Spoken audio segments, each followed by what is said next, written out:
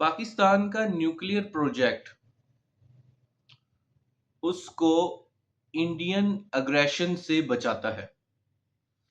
آپ کو پتا ہے کہ کچھ ذہنی مریض اکثر ملک کے حکمران بن جاتے ہیں۔ ان کا ذہنی مرض علاقے کے لیے، مطلب ریجن کے لیے اور پوری دنیا کے لیے خطرہ ہوتا ہے۔ انہی کچھ پاگل لوگوں میں، ذہنی مریضوں میں ایک انڈیا کے پرائم منسٹر بھی شامل ہیں۔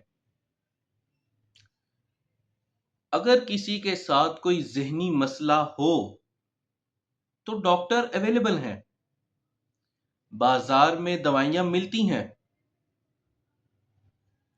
لیکن حیرت ہے کہ انتہا پسند لوگ ان کو اپنا حکمران بنا لیتے ہیں۔ انڈیا کی سوسائٹی بہت شاندار سوسائٹی، پاکستان میں اس کی مثالیں دی جاتی ہیں کہ انڈیا کے اندر سکھ، مسلمان، عیسائی، ہندو، ایتھیسٹ، سیکولر، لبرل، ہر طرح کا بندہ آرام سکون سے رہتا ہے، اور پھر بی جے پی کی حکومت آ جاتی ہے۔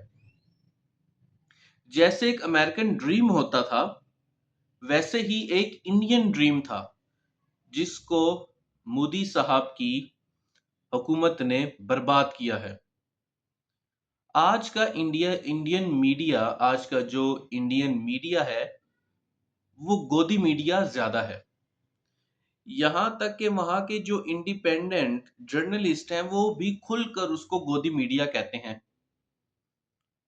تو اب ہندتوا کی سوچ رکھنے والے، اکھنڈ بھارت کی سوچ رکھنے والے لوگ جب ہندوستان کے حکمران بنتے ہیں تو پاکستان کا نیوکلیئر پروجیکٹ کسی نعمت سے کم نہیں لگتا۔